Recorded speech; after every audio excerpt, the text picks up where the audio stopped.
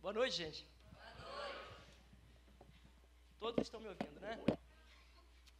Pois é, o pastor é louco desse nível, me fez voltar aqui, após a última vez. Pois bem, só ajustar uma coisa que o pastor falou, o restore era às 10, vai passar a ser às 10h30, por causa da Ancorá. E eu sinto falta da grande maioria das pessoas que estão aqui. Vocês estão desperdiçando uma preciosidade que tem nessa igreja. Irmãos de outras igrejas estão vindo, estão aproveitando e vocês não estão vindo. Enfim, como o pastor já disse, ele me conferiu aqui 2 incumbências importantes. A primeira é estar aqui de novo num domingo. E a segunda é dar início a uma nova série de mensagens, dessa arte bonita que vocês estão vendo aqui na tela. Para introduzirmos o tema, vou pedir para todos abrirem no livro de Mateus. Mateus 12, por favor.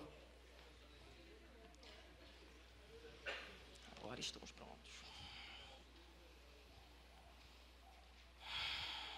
Mateus 12, no verso 38.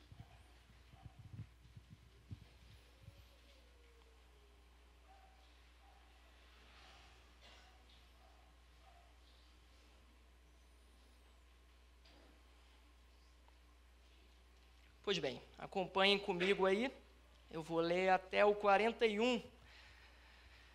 Então, alguns dos fariseus e mestres da lei lhe disseram: Mestre, queremos ver um sinal miraculoso feito por ti.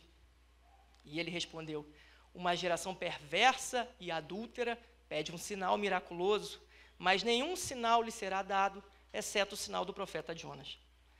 Pois assim como Jonas esteve 3 dias e 3 noites no ventre de um grande peixe, assim o Filho do Homem ficará 3 dias e 3 noites no coração da terra. Os homens de Nínive se levantarão no juízo com esta geração e a condenarão, pois eles se arrependeram com a pregação de Jonas, e agora está aqui o que é maior do que Jonas. Amém. Vamos orar. Pai, Tu és grandioso e soberano, Pai. Pedimos para que o Senhor esteja presente nesse lugar e que o Senhor rompa os corações, nos ajude a baixarmos nossas armaduras e planta a semente dentro de nossos corações, Pai. Traga entendimento, traga sabedoria, esteja conosco em nome de Jesus. Amém. Irmãos, o livro de Jonas é um dos livros mais conhecidos de toda a Bíblia. É um livro conhecido não só pelos crentes, como também pelos descrentes. É um dos meus livros favoritos. É um livro muito prático, muito simples. Tanto é assim que, normalmente, nas escolas bíblicas infantis, as crianças estudam sobre a história de um cara que recebeu um chamado para ir pregar numa cidade e fugiu no mar. Teve uma tempestade, ele pulou no mar, um peixe o engoliu, e aí ele foi liberto do peixe depois de orar. Foi parar justamente na cidade que Deus mandou, e lá pregou para aquele povo que se arrependeu. É uma história tão conhecida que alguns talvez dirão que influenciou obras e ficções de nosso tempo, ou obras mais antigas, como Moby Dick, 20 Mil Léguas Submarinas. Não sei quem viu aqui, imagino que a maioria das pessoas aqui viu o filme Vingadores, o primeiro, lá para meados de 2012, na época foi um filmaço e tal. E no momento em que o Homem de Ferro está ali enfrentando um alienígena, ali flutuando sobre o céu de Nova York, eles não conseguem romper a couraça tão dura daquele alienígena. E aí o Homem de Ferro diz para o seu computador, para a sua inteligência artificial: Jarvis, você já ouviu a história de Jonas? Que responde: eu não consideraria um modelo. E aí, naquele momento, o Homem de Ferro entra no alienígena e o destrói por dentro. Então, é uma história muito conhecida. E é tanto conhecida que muitos não acreditam nela. A interpretam como uma fábula, principalmente os mais liberais. Hoje aqui, e através dessa série de mensagens, não temos o objetivo de defender a historicidade do livro ou coisas do tipo. Nosso objetivo é trazermos aplicações devocionais para que possamos aprender com a história de Jonas. Porém, eu penso que a maior confirmação da história de Jonas está nesse texto que nós acabamos de ler, quando o próprio Jesus cita Jonas e o compara a si mesmo, ou melhor, compara Jonas a ele, dizendo que ele era um profeta e dizendo que o povo se converteu, e dizendo que esse povo condenará aqueles crentes daquela época. Espero que não sejamos nós também. Pois bem, antes de irmos para o livro de Jonas, eu preciso só fazer um comentário aqui sobre o livro de Jonas. Quem que foi Jonas? Jonas foi um profeta que serviu no período do rei Jeroboão II. Fazendo aqui um resumo bem rápido, logo após a morte de Salomão, o reino de Israel se dividiu em dois. A linhagem de Davi seguiu pelo reino de Judá, e o resto das tribos seguiu pelo reino de Israel. Como eu disse, o reino de Judá seguiu a linhagem de Davi, e o reino de Israel foi marcado por muitas revoltas e pessoas que conquistaram o poder. E esse primeiro rei, que foi o rei da nação de Israel separada, foi Jeroboão. Jeroboão foi um marco porque foi um rei que fez o que era mal perante o Senhor. Quando você pega os livros de reis, as crônicas, você vê diversos desses comentários abaixo dos reis. E o rei fulano de tal fez o que era mal perante o Senhor. O rei fulano de tal foi rebelde perante o Senhor. E Jeroboão é um marco, porque todos os reis são comparados a ele. E aí fala assim, o rei tal fez o que era mal perante o Senhor e não se desviou dos pecados de Jeroboão, filho de fulano de tal. Pois bem, e o Jeroboão que eu estou falando não é esse. É o segundo Jeroboão, que veio muitos e muitos anos depois, mais ou menos ali entre 800 e 700 a.C. Porém, assim como os seus antecessores, ele fez o que era mal perante o Senhor. Porém, foi um reino muito longevo. Durou mais ou menos 41 anos. E era um período em que o povo de Israel estava sofrendo muito. E em favor do povo, em favor da nação de Israel, o Senhor usou Jeroboão para realizar determinadas conquistas. A maioria delas foi na área militar. Todos estão me acompanhando? Quem vem no Restore sabe que eu começo um pouco mais devagar e depois a gente vai acelerando. Vai chegar uma hora que vocês vão pedir para eu dar uma desacelerada. Mas vamos devagar. Então, era uma época de muito sofrimento. E Deus usou o rei para fazer conquistas para o povo. Israel, nessa época, reconquistou cidades, reafirmou fronteiras. E nesse contexto estava Jonas. Nós temos outros profetas na Bíblia que também foram contemporâneos dele. Mas Jonas, diferente de Amós e Oséias, que eram esses dois profetas, ele profetizou em favor de Israel. Ele profetizou que Israel faria essas conquistas, faria essas realizações militares. Quando os teólogos fazem um recorte sobre a vida de Jonas, extraem que Jonas foi um profeta nacionalista, foi um profeta patriota. E quando eu digo patriota, eu estou dizendo no melhor dos termos, alguém que amava a sua nação, alguém que queria o melhor para Israel. Era um cara que era crente, era um cara que era religioso, assim como nós, um homem temente a Deus. Ele era um profeta, Deus falava com ele. No livro de Jonas, Deus fala com Jonas. Era um cara enviado por Deus. Porém, tinha um detalhe, assim como grande parte dos israelitas daquela época. E assim como parte de nós também. Ele não gostava de se relacionar com pessoas de religião diferente, com pessoas que não eram da sua nação, com pessoas de raça diferente. E às vezes nós também somos assim. Temos ali certo preconceito achando que Deus odeia essas pessoas. Mas, na verdade, Deus odeia esse preconceito meu. Ele odeia esse meu desprezo sobre essas pessoas. Mas vamos continuar. Dito isso tudo, preciso também fazer mais uma ressalva. Jonas não é o personagem principal do livro de Jonas. O protagonista do livro de Jonas é o próprio Deus. E Deus se revela em cada versículo de Jonas. O livro de Jonas é muito legal. Sempre que me perguntavam, com quem que você se parece, não é pretensão, mas com quem que você acha que você gosta, eu sempre disse Jonas, porque é um fujão. Igual a mim, igual a você. Era um cara que tinha medo. E a gente vai ver isso nessa série de mensagens. Por isso que o personagem principal não é ele, é Deus. Agindo na vida dele, agindo no chamado dele, agindo em todas as circunstâncias, agindo na natureza, agindo no mar, no peixe, nos marinheiros. Pois bem, como eu disse, Jonas tinha um pouco de dificuldade com quem não pensava como ele. O que é uma coisa muito compreensível de nossa parte também. Porque o que nós fazemos? Nós temos os nossos, digamos, inimigos. Essa que é a verdade. Sabemos a palavra, conhecemos os mandamentos. O Senhor nos manda amar os nossos inimigos. Mesmo assim, nossas ofensas crescem tanto em nosso coração que temos dificuldade de nos relacionarmos com determinadas pessoas. Porque talvez essas pessoas tenham nos feito muito mal. Ou não, talvez essas pessoas só pensem um pouco diferente de mim. Ou talvez pensem bastante diferente de mim. E não nos é agradável pensar que Deus ama essas pessoas. Não.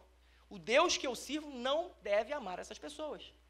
E assim o que nós fazemos, como Jonas, criamos um conceito sobre Deus que abarca o que nós fazemos de bom e tira aquilo que odiamos, e esse se torna o nosso Deus.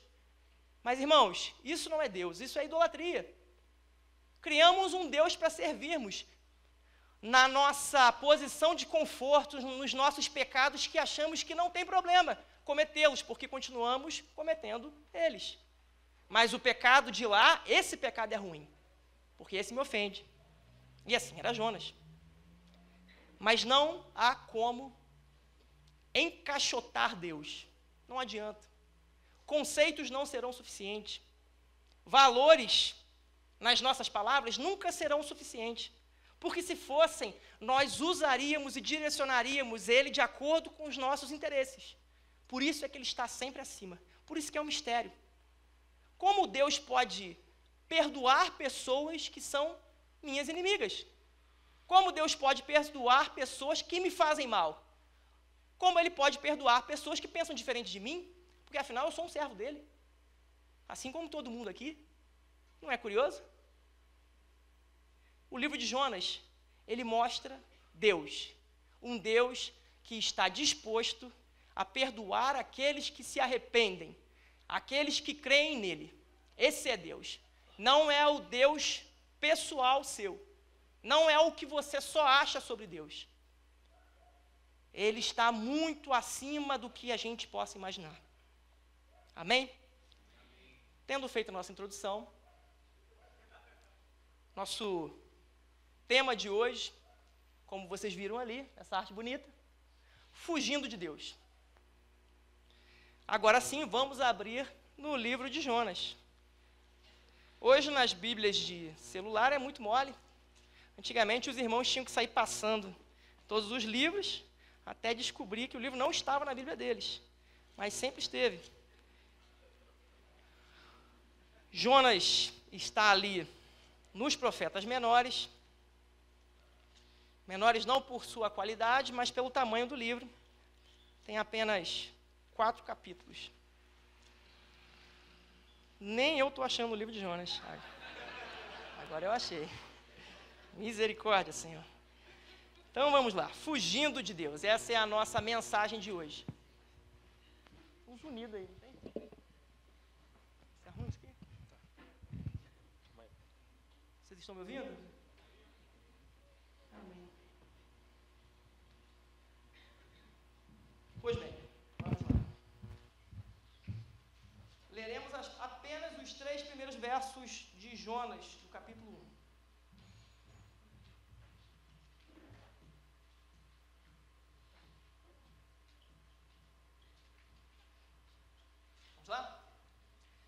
Jonas 1, a minha versão é a NVI. A palavra do Senhor veio a Jonas, filho de Amitai, com esta ordem: vá depressa à grande cidade de Nínive e pregue contra ela, porque a sua maldade subiu até a minha presença. Mas Jonas fugiu da presença do Senhor, dirigindo-se para Tarsis. Desceu à cidade de Jope, onde encontrou um navio que se destinava àquele porto. Depois de pagar a passagem, embarcou para Tarsis para fugir do Senhor. O livro de Jonas é muito legal. Ele reúne vários estilos e parece que um deles é a comédia. Nós temos aqui um profeta fugindo de um Deus onipresente. Mas vamos chegar lá. Jonas recebeu uma missão inédita até então. Ele foi o único profeta do Antigo Testamento comissionado a pregar aos estrangeiros, aos gentios. Até então nós tínhamos, no máximo, profecias sobre os estrangeiros. E Jonas não. Jonas recebeu essa missão. No livro de Jonas, Deus começa a revelar um pouco do seu plano para a humanidade. Quando Israel não seria apenas... Deus não seria exclusividade de Israel, mas ali seria a fonte para as nações. Pois bem, tem um ponto que eu não falei, né? Nínive. O som tá bom, gente? Tá ótimo. Show de bola. Nínive era o quê? Era uma das maiores cidades da Assíria. A Assíria, naquela época, era considerada uma grande potência militar, uma grande potência cultural, e tinha uma marca muito forte. Essa marca é vista nos livros, nos documentários sobre os assírios, que é a crueldade. O exército deles era extremamente cruel. Talvez um dos impérios mais cruéis e violentos dos tempos antigos. Por exemplo, não é incomum você encontrar em livros mostras de guerreiros assírios arrancando a língua de seus inimigos ainda vivos. Eles tinham como prática esticar os seus inimigos em cordas até que a pele ficasse solta e esfolava a pele todinha, para expô-la em muros. Eles decapitavam crânios de seus inimigos e empilhavam em pirâmides de forma a amedrontar os seus inimigos. Eles arrancavam corpos, membros de suas vítimas, às vezes pedaços de um braço, uma perna, para deixar outro braço com o qual eles cumprimentavam. Eles eram extremamente cruéis. E isso não estou falando só de Bíblia, isso é confirmado historicamente. Na mesma medida em que ela era iníqua, também era uma nação que surgia como uma potência. Era uma daquelas nações que já tinha enfrentado Israel e que nesse momento aqui estava em guerra com o Egito. Naquele momento não havia uma guerra contra Israel, mas potencialmente era uma nação inimiga. E de fato, reinos e reinos depois, foi essa nação responsável por dizimar a nação de Israel. Enfim, voltando. Eu disse para vocês que a Bíblia conta com outros profetas que foram contemporâneos de Jonas. Naum, por exemplo, foi um deles. E ele profetizou contra Nínive. E se vocês abrirem o livro de Naum, que está por ali também, ele chama Nínive de desprezível. Diz que a cidade era tão cruel que essa crueldade não tinha limite. Ele chama Nínive de cidade sanguinária, cidade repleta de fraudes, cidade cheia de roubos, sempre fazendo mais vítimas. Naum diz que Nínive escravizou e seduziu nações com sua prostituição e feitiçaria. E por isso que essa história é chocante. Porque Deus mandou o seu profeta ir pregar para aquela nação. Essa nação cruel, que não era até então escolhida pelo Senhor, inimiga de Israel. Por isso é chocante. Talvez alguns de vocês digam, tá, mas aí se você olhar no verso 2, diz o quê? Vá e pregue a grande cidade de Nínive, mas pregue contra ela, porque a sua maldade subiu até a minha presença. Deus falando com Jonas. Então eu lhes digo, por que Deus mandaria um mensageiro se não fosse para que eles tivessem uma chance? Isso mexe com a gente, porque nós estamos acostumados com o merecimento. Para nós, obedecermos ao Senhor nos credencia a algo, faz com que mereçamos algo. E Nínive não merecia. O Senhor, em sua infinita sabedoria, decidiu enviar um profeta até lá. E aí Deus, com o seu senso de humor, envia quem? Aquele nacionalista que eu falei, o Jonas, que profetizou a favor da nação de Israel. Amós e Oséias, como eu falei, eles ainda profetizaram contra Israel. Eles denunciaram a infidelidade, as injustiças, mas Jonas não. E Deus escolheu Jonas para ir até lá e pregar. É muito difícil lidar com o nosso próprio senso de justiça, nossa falta de perdão, nosso anseio por vingança. É muito difícil lidar com isso. Essa mensagem é muito atual, porque o nosso coração é o mesmo. Somos tão religiosos quanto Jonas. Alguns talvez pensem, não, mas se eu tivesse no lugar de Jonas, eu não fugiria. Mentira, pô. Muito mais fácil as situações aqui em nossa cidade, você já fugiria. E Tarsis, gente, o lugar para onde ele fugiu era em outro continente. Ele não foi para Friburgo, ele foi para África. Era para lá que ele queria ir. Pois bem, vou colocar aqui 3 pontos que foram atitudes de Jonas. A primeira atitude que Jonas teve diante desse chamado foi o quê? Ele rejeitou o chamado do Senhor. Vou ter que falar de novo que a língua travou. Ele rejeitou o chamado do Senhor. Agora saiu. O que Jonas fez quando ouviu o chamado do Senhor? Ele fez exatamente o inverso. A gente vai ver nessa série de mensagens os motivos de Jonas. Eu não vou dizer spoilers, mas está no livro. Vamos, por enquanto, só imaginar o que pode ter passado na cabeça de Jonas, porque até então não tem nada. Deus chegou e falou assim, você vai pregar lá em Nínive. Aí Jonas foi embora. Não teve nada, eles nem discutiram. Como que Deus podia mandar que pregassem para aquela nação, se eles eram um povo tão violento, tão opressor? E se, na verdade, Israel, que era o povo amado do Senhor, por que Deus chamou Jonas? E eu vou falar para vocês, eu confesso, parece justa. O sentimento de Jonas parece justo. Se eu tivesse no lugar de Jonas, era bem possível que eu pensasse a mesma coisa. Pô, é injusto o que Deus está fazendo. É injusto. Nós somos a nação dele. O nosso rei é iníquo. E Deus me manda pregar a 800 quilômetros de distância para um povo que não serve. Pelo contrário, o que Jonas queria? Desce fogo em Nínive, Senhor. Nínive é igual Sodoma e Gomorra, pode matar todo mundo. Talvez eu quisesse a mesma coisa. Talvez você quisesse a mesma coisa. Se Deus fosse trazer juízo para os seus inimigos, ele já teria matado muita gente.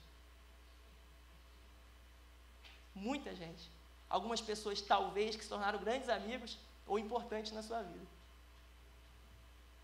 Mas a gente limita o entendimento das coisas a um momento, esse. O que eu estou sentindo agora. Isso que importa. Mas o Senhor vê para frente. E graças a Deus por isso.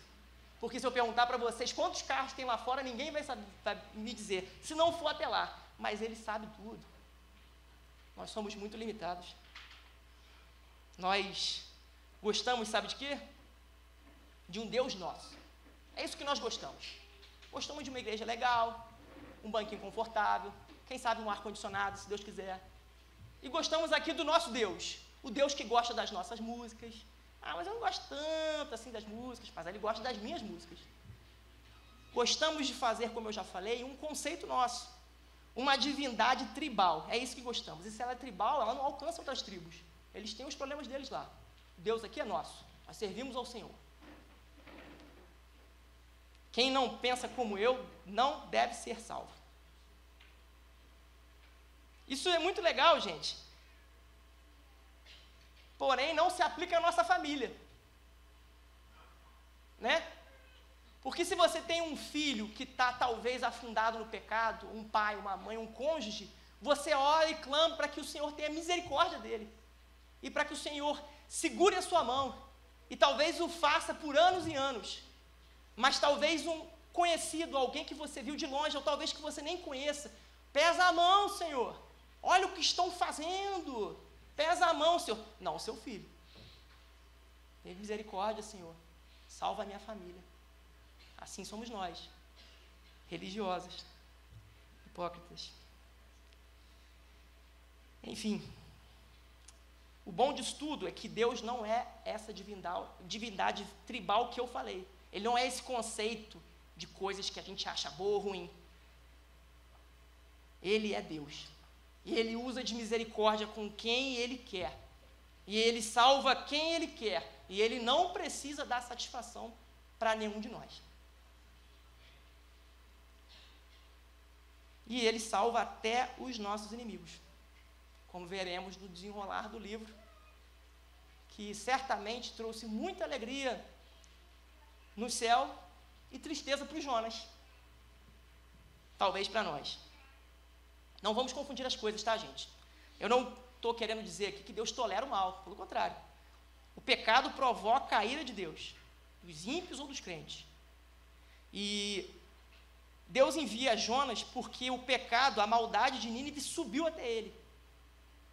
Rebentou a tampa da panela. Mas o Senhor vê arrependimento também. A misericórdia dele triunfa sobre a ira dele. Pois bem, eu disse para vocês que ele rejeitou o chamado do Senhor, não é isso? Qual a segunda coisa que Jonas fez e que nós também fazemos?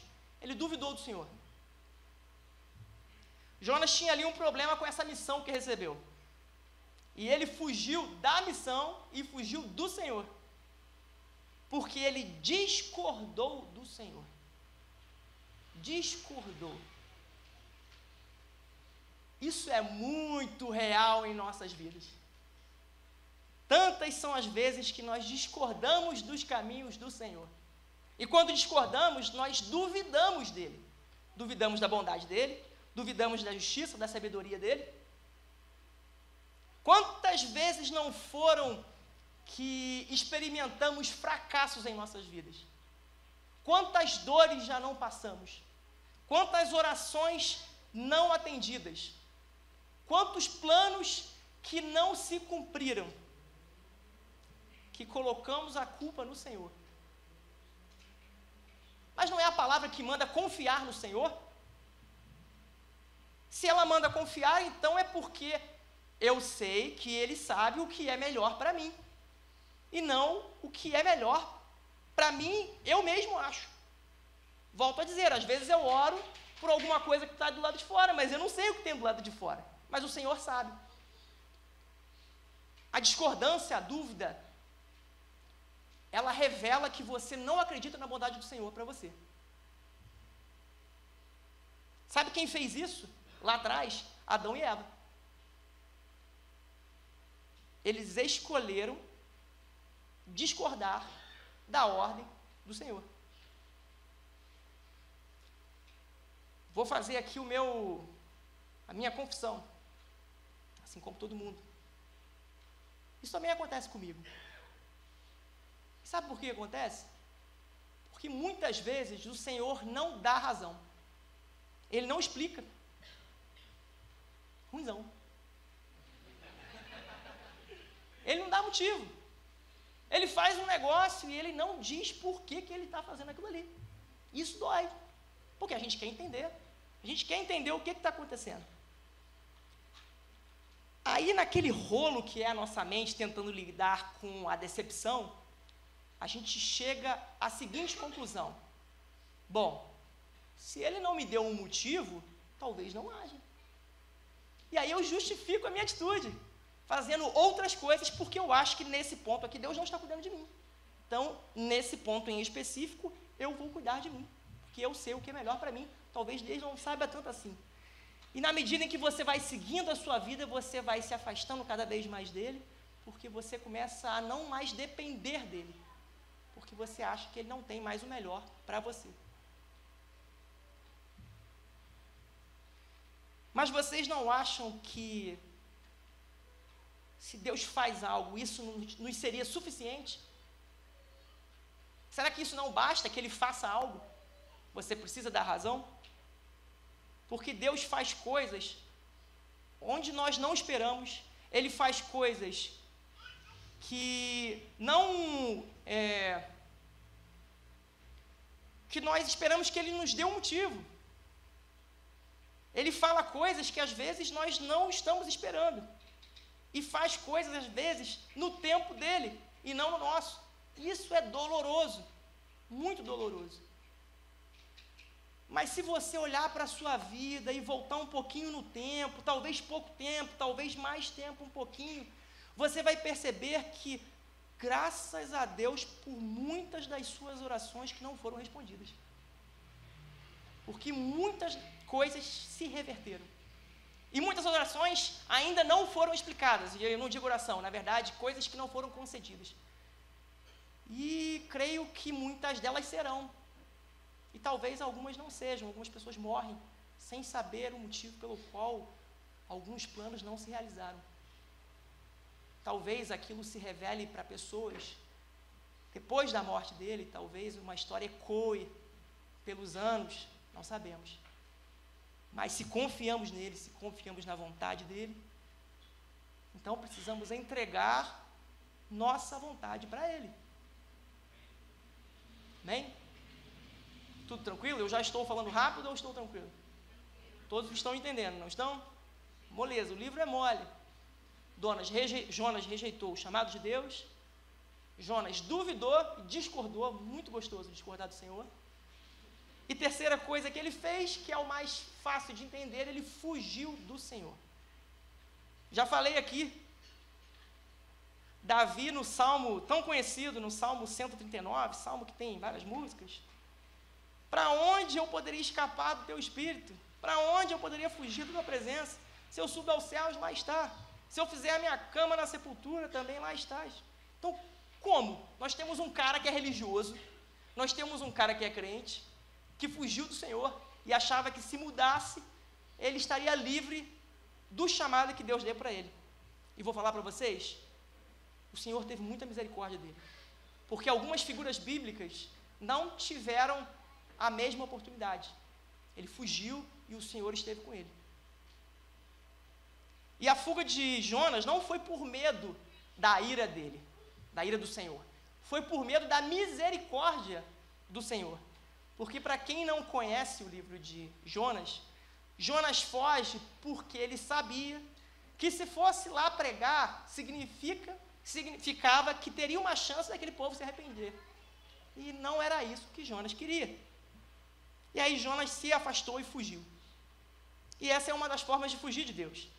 Quando a gente simplesmente ignora os mandamentos dele, quando a gente se afasta dele, e quando a gente começa a abraçar o que não é mais moral, o que não agrada mais ele. Nós temos um grande exemplo disso, que é na parábola do filho pródigo. Quando o filho mais novo quer se aproveitar das coisas boas do seu pai, pega toda a sua herança e vai curtir a vida. E ele sai daquele lar, ele abandona todos os valores do seu pai e vai viver a vida da forma que deseja.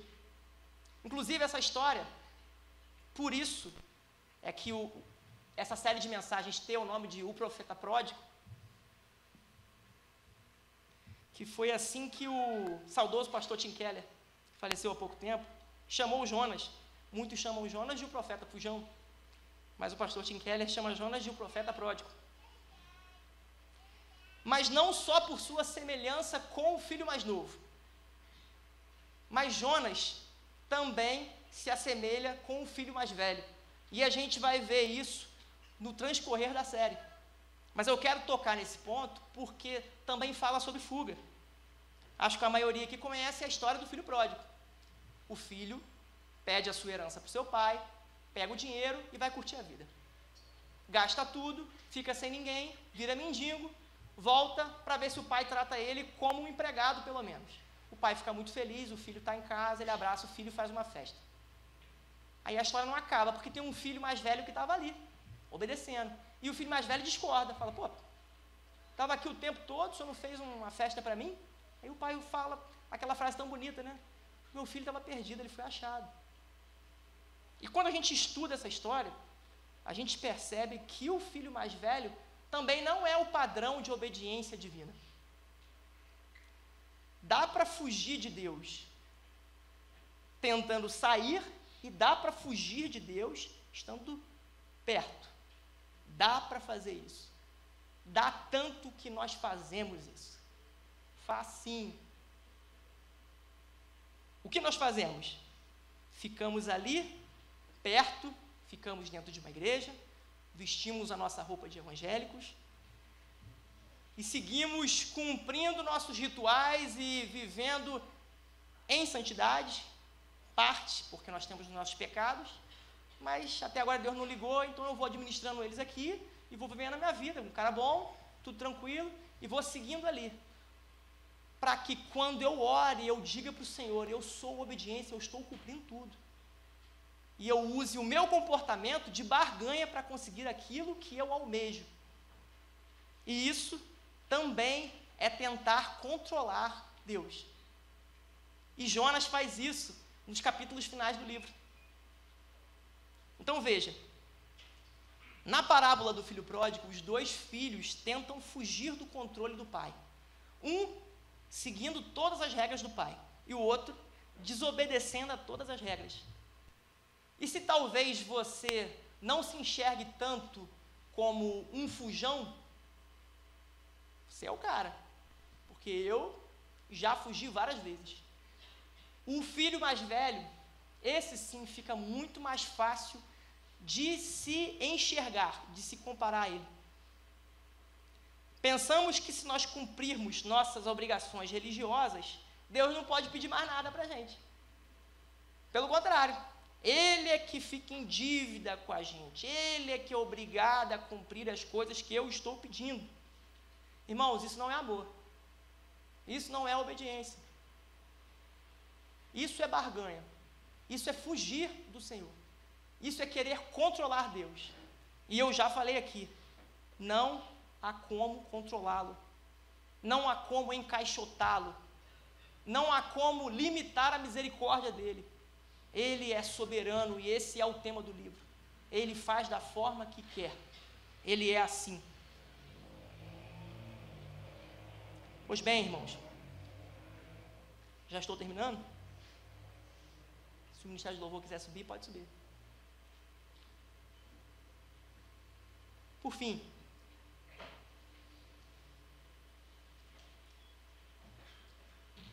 tendo rejeitado, tendo duvidado, tendo fugido, não queremos que os nossos inimigos sejam salvos. Não queremos. Não queremos que eles sejam transformados pela graça que ainda não nos transformou. Aí você vê um irmãozinho novo convertido, você fala, empolgação, eu era assim também. Passa um tempo ali lendo a Bíblia, fogo de palha. Não é assim não, isso aí daqui a pouco desanima. Passa o tempo o irmãozinho ali sendo transformado e você aí sentado na sua cadeira, vivendo uma religião, nada mudando, cada vez mais longe do Senhor dentro da igreja, sentado na cadeira todos os domingos. A misericórdia dele, gente, ela não está no nosso controle. Está muito além. E é sobre isso que nós vamos falar durante essa série de mensagens. Ele é misericordioso, Ele teve misericórdia de nós. Ele nos resgatou. A misericórdia dele é tão grande, mas tão grande, que o livro de Jonas aponta para o plano messiânico. E como nós lemos lá atrás, Jesus cita Jonas. como exemplo. E Jonas torna-se ali um começo daquilo que ia se completar com a cruz, que era a palavra sendo pregada para os estrangeiros, para os gentios, até chegar a nós, brasileiros, de Teresópolis. Pois bem, gente, então o mundo não precisa só de crentes, o mundo não precisa só de religiosos, o mundo não precisa nem só de profetas, o mundo não precisa de títulos, o mundo precisa de reconciliadores, o mundo precisa de pacificadores, precisa de pessoas que façam pontes, o mundo não precisa de julgadores, juiz é um só, ele é o juiz. Nós gostamos disso, gostamos de julgar as pessoas e dizer quem merece, quem não merece, quem se converteu, quem não se converteu. Não precisa, o mundo não precisa de exploradores como os ninivitas, cruéis, não precisa de crentes religiosos, farisaicos como Jonas. O mundo precisa de homens, mulheres, pessoas transformadas pelo Espírito Santo. Então eu oro para que aprendamos a lição de Jonas, para que estejamos disponíveis para Ele, para que ouçamos o chamado dEle, para que enfrentemos o desafio que é de ir e fazer coisas que discordamos, de dizer coisas para quem discordamos, de ter misericórdia de quem não gostamos. Que o Senhor nos ajude, nos sustente para que não fujamos, nem para fora, nem para dentro. Amém? Pode se colocar de pé.